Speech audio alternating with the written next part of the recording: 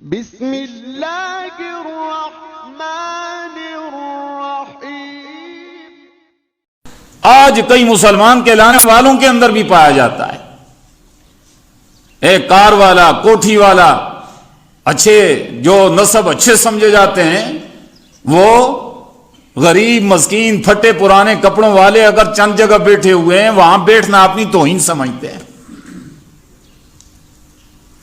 یہ ابو جہل کا شیوا ہے، یہ روش صحابہ اور نبی کی نہیں ہے، یہ عتبہ اور شیبہ کا طریقہ ہے، یہ گندی سوچ ہے۔ رسول اللہ صلی اللہ علیہ وسلم جیسی پاک ہستی اور آپ کا یہ حال تھا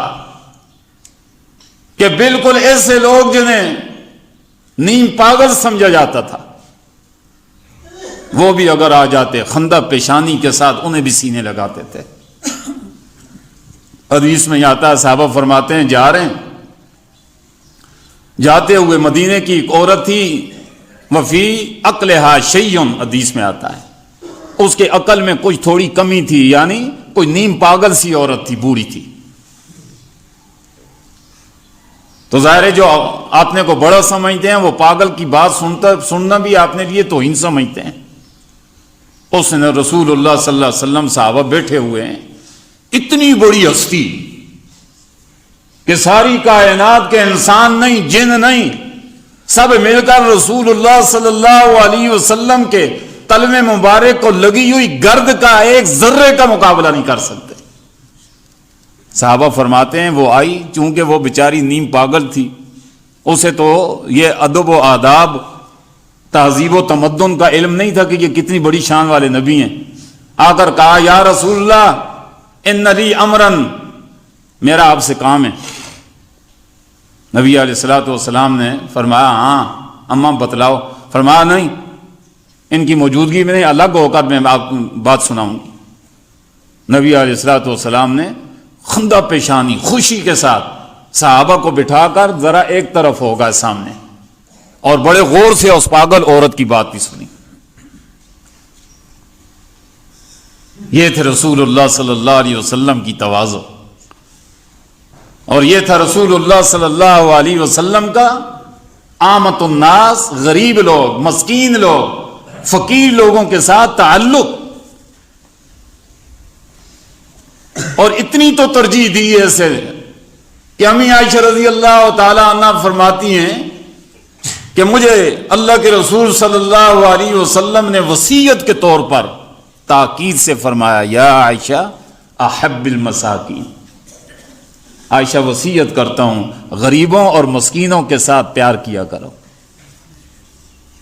قرب المساکین، دنیا داروں کو ہم تو لوگ قریب کرتے ہیں، یا ہم قریب ہوتے ہیں تو کہتے ہیں بھائی فلاں میرے چودھری کے ساتھ تعلق ہے، MNA کے ساتھ تعلق ہے، فلاں ملک صاحب میں اس کا ٹاؤٹ ہوں، اس کا چمچہ ہوں، چمچہ ہونے میں بھی یہ فخر کرتے ہیں۔ خساست اتنی ذہنوں میں بھری ہوئی ہے، دنات، کمینہ پن ہے یہ پرلے درجے کا۔ اگر کسی کے ساتھ تعلق فخر ہو تو دین کی وجہ سے ہو، تقوی کی وجہ سے ہو،